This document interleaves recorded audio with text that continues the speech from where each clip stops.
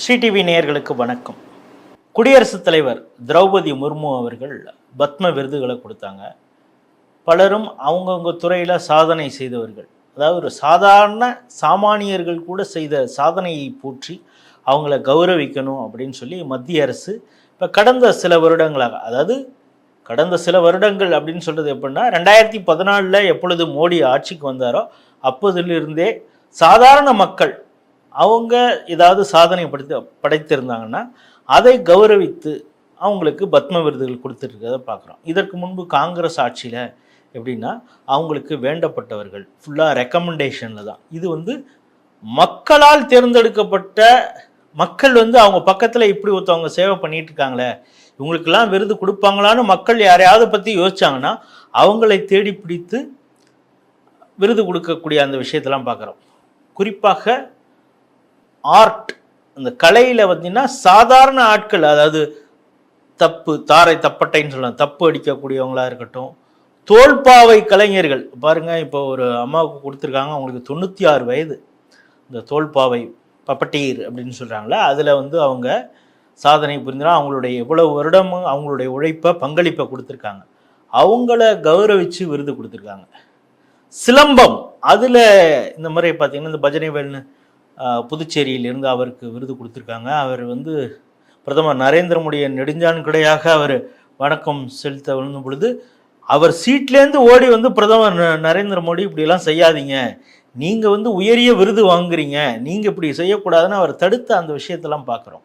அதே போல் முடியாமல் வீல் சேரில் வந்த விருதாளர்களை அவங்க இடத்துக்கே சென்று போய் ஜனாதிபதி அவர்கள் அந்த விருதை வழங்கிய அந்த விஷயங்களை பார்க்குறோம்.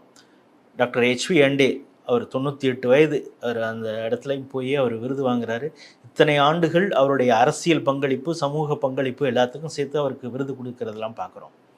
இப்போ இந்த தொகுப்பில் நீ என்னதான் சொல்ல வர அப்படின்னீங்கன்னா, சாதாரணமாக ஒரு ஆளுக்கு விருது கொடுத்துருக்காங்க நம்ம பார்த்துருக்கோம். இங்கே ஒரு தம்பதிக்கு விருது கொடுத்துருக்காங்க. அந்த விருது அவங்க வாங்கின பிறகு எல்லாரும் அவங்களை பற்றி இந்த சர்ச் இன்ஜினில் அவங்கள பற்றியெல்லாம் தேட ஆரம்பிச்சிருக்காங்க. யார் அவங்க அப்படின்னு பார்த்தீங்கன்னா, டாக்டர் ராமச்சந்திர கோட்பலே, சுனிதா கோட்பலே, அவங்க தான். இவங்க 2 பேர் யார் அப்படின்னா, இந்த ராமச்சந்திர கோட்பலேங்கிறவர் ஒரு ஆயுர்வேத மருத்துவர். பேசிக் மெடிசன்ஸ், இந்த அலோபதிக்கெலாம் அதையும் கூட அவர் ப்ரிஸ்கிரைப் பண்ணக்கூடிய அளவுக்கான ஒரு மருத்துவர். அப்படி என்ன இவங்க சாதனை பண்ணிட்டாங்க? எத்தனையோ பேர் தான் ஆயுர்வேதிக் டாக்டர், மெடிசன் முடித்த டாக்டர்ஸ்லாம் இருக்காங்க. அவங்களும் தான் சமூக சேவை பண்ணுறாங்க. இவருக்கு எதுக்கே கூப்பிட்டு போய் பத்மஸ்ரீ விருது கொடுக்கணும், அதுவும் தம்பதிகளுக்கு எதுக்கு விருது கொடுக்கணும் அப்படின்னு கேட்குறது எனக்கு புரியுது.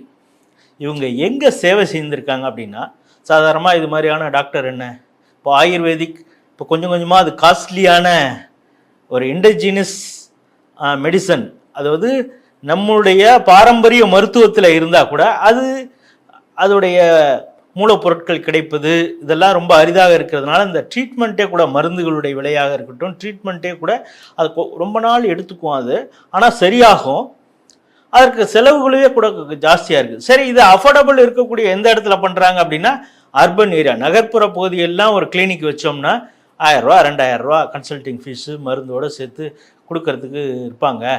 அங்கே தான் எல்லாருக்கும் கிளினிக் ஆரம்பிக்கணும்னு தோணும். ஆனால் இவங்க 2 பேரும் என்ன பண்ணுறாங்கன்னா, மகாராஷ்டிராவில் இவங்க பிறந்தவங்க, மகாராஷ்டிரா, மும்பை, புனே, நாக்பூர், இது மாதிரி பெரிய சிட்டியில் ஏதாவது ஒரு ஹாஸ்பிட்டல் தொடங்கினா எவ்வளோ சம்பாதிக்கலாம். ஆனால் இவங்க செஞ்சது என்ன தெரியுமா, சத்தீஸ்கரில் இருக்கக்கூடிய பஸ்தர் அப்படிங்கிற பகுதியில் அம்புஜமத் அப்படிங்கிற ஒரு இடம், இதெல்லாம் என்னென்னா ஃபுல்லாக நக்சலைட்டுகள் கையில் இருந்த பகுதி. அங்கே வளர்ச்சியே கிடையாது. மெயின் ரோடுக்கும் கிராமத்துக்குமே தொடர்பே இல்லாத அளவுக்கு இருக்குது பல கிராமங்கள். அங்கே மருத்துவ வசதி அப்படின்னே கிடையாது. குழந்தை எப்படி பிறக்குது, அது எப்படி வளர்ந்து வருது யாருக்கும் தெரியாது. அவங்க ஒரு டாக்டரை பார்த்ததில்லை, ஹாஸ்பிட்டலை பார்த்ததில்லை. இந்த பகுதியில் இவங்க தேடி போய் மருத்துவம் பார்க்குறாங்க. இப்போது நக்சலைட்டுகள் கைப்பிடியில் இருக்கக்கூடிய ஒரு பகுதியில் ஒருத்தன் வெளியிலேருந்து ஒரு ஆள் போய் நான் உங்களுக்கு சேவை செய்கிறேன் அப்படின்னு போனால் முதல்ல அந்த மக்கள் ஒரு சந்தேகத்தோடு தான் பார்ப்பாங்க. நம்ம இதில் யாராவது நக்சலைட்டுக்கு சப்போர்ட் பண்ணுறோமா, நம்மளை போலீஸுக்கு காட்டி கொடுக்கறதுக்காக இருந்தாலும் வந்திருக்கிறானா, இப்படியெல்லாம் ஒரு அவநம்பிக்கையோடு தான் அவர்களை பார்ப்பாங்க, என்னதான் இவங்க சேவை அப்படின்னு போனா கூட. ஆனாலும் அந்த நம்பிக்கை, அந்த மக்களுடைய நம்பிக்கையை பெற்று அவர்களின் குடும்பங்களில் ஒருவராக இருந்து பணி செய்திருக்காங்க. என்ன ஒரு 5-6 வருஷம் வேலை பார்த்துருப்பாங்களா அப்படின்னு நீங்க கேட்டீங்கன்னா 37 வருடங்கள். நீ யோசிச்சு பாருங்க, நக்சலைட்டுகள் கைப்பிடியில் இருந்த பகுதின்னா அங்கே கரண்ட் இருக்காது, சரியான சாலை வசதி இருக்காது, எந்த வளர்ச்சி திட்டமே, நல்ல ரோடே இருக்காது, பஸ் போக்குவரத்து பெரிய அளவு இருக்காது. அப்படின்னா எவ்வளவு ஒரு கஷ்டமான சூழ்நிலையில அந்த மக்களுக்கு தங்களுடைய வசதிகளை எல்லாம் உதறி தள்ளிவிட்டு அந்த பகுதியில போய் நான் சேவை செய்வேன் அப்படின்னு அந்த ராமச்சந்திர கோட்பலேவும் சுனிதா கோட்பலேவும் ஒரு தீர்க்கமான முடிவெடுத்து போய் சேவை செஞ்சிருக்காங்க. அதுவும் ஒரு 4 டிகேட் அப்படின்னு சொல்றாங்க, 4 தசாப்தங்கள் அப்படின்னு சொல்றாங்க இல்லையா, அவ்வளவு அவங்க உழைச்சிருக்காங்க. அவங்களே மெடிசன் எடுத்துகிட்டு போய் அந்த மக்களுக்கு கொடுத்து, அங்கே இருக்கக்கூடிய பகுதிகளுக்கு பெரும்பாலும் என்ன பிரச்சனை அப்படின்னா, ஒரு சின்ன ஒரு காய்ச்சல் எதுன்னா கூட ட்ரீட்மெண்ட் பண்ணுறதுக்கு ஆள் இல்லை.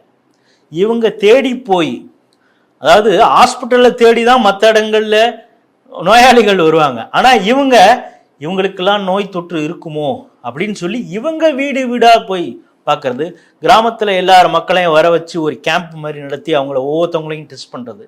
குறிப்பாக இங்கே எந்த ஒரு வளர்ச்சி பணிகளும் நடக்காதனால, அதாவது வளர்ச்சி பணிகள் அவங்களுக்கு கிடைக்காமல் செய்வது யாரு? நக்சலைட்டுகள் இருக்குது அப்படிங்கிறதுனாலே பல பேரும் எந்த அரசுடைய நிர்வாகமும் அந்த மக்களுக்கு போய் சேராது, எந்த வளர்ச்சி திட்டங்களும். அப்படிங்கிறப்ப அந்த மக்கள் ஒரு பின்தங்கிய ஒரு பகுதியில் இருக்கிறதுனால அவங்களுக்கு மால் நியூட்ரிஷன் அப்படின்னு சொல்ற ஊட்டச்சத்து குறைபாடு இருக்குது. பெண்கள் மகப்பேறு அந்த விஷயம், குழந்தை பிறக்கிறதுலேருந்து அவங்களுக்கு அந்த நேரத்தில் கொடுக்கக்கூடிய மருத்துவ உதவி எதுவுமே அவங்களுக்கு கிடைக்காம குழந்தைகள் எந்த அளவுக்கு பிறக்குது அப்படிங்கிற விஷயங்கள்லாம் இருக்குது.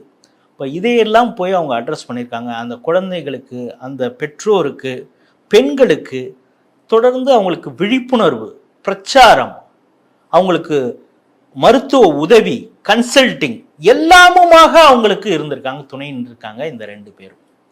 இப்போ அதாவது நம்மளால் வீக்கெண்டில் நானும் ஏதோ சர்வீஸ் பண்ணுறேன் அப்படின்னு நம்ம எங்கேயாவது போவோம், நம்மளும் சொசைட்டியில் ஏதோ ஒன்று சேவை பண்ணுறோம்ப்பா அப்படின்னு சொல்லிட்டு எங்கேயோ ஒரு இடத்துக்கு போகிறோன்னு வச்சுங்க, ஒரு கேம்புக்கோ இதுக்கோ ஒன்று பண்ணுறோம், அவங்களுக்கு ஹெல்ப் பண்ணுறோம் அப்படின்னா போவோம். தொடர்ந்து 1 மாதம் போவோம், 2 மாதம் போவோம்.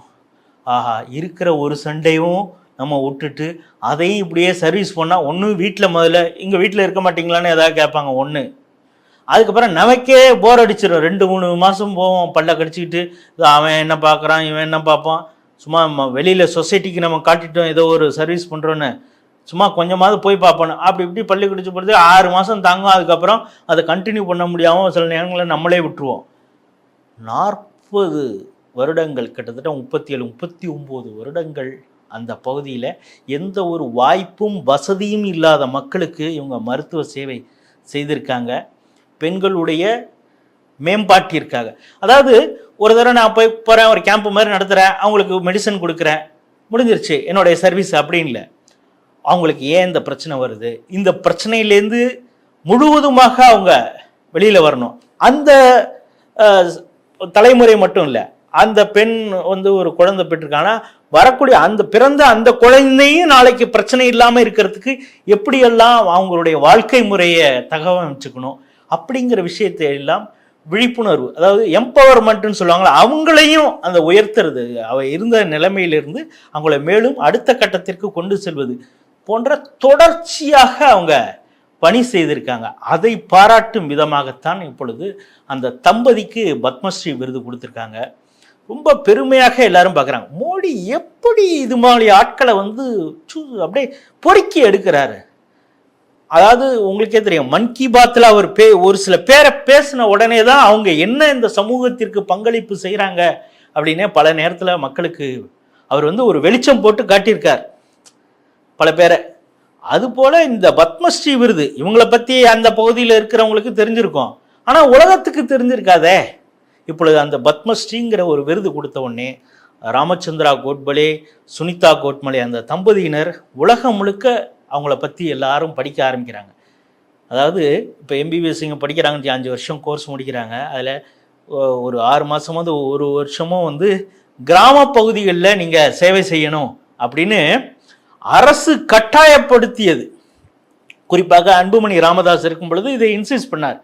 அதற்கு மருத்துவர்கள்லாம் எந்த அளவு எதிர்ப்பு தெரிவிச்சான் தெரியுமா?